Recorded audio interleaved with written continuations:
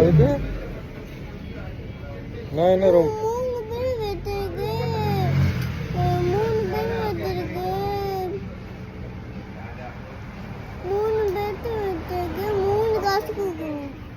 ஆமாம் 3 காசு தான் கொடுக்கணும். சரி அதுக்கு நான் என்ன ரொம்ப செலவு பண்ணுறேன் சொல்லு. அது செலவு தான். செலவு பண்ணக்கூடாதா? பண்ணக்கூடாது. செலவு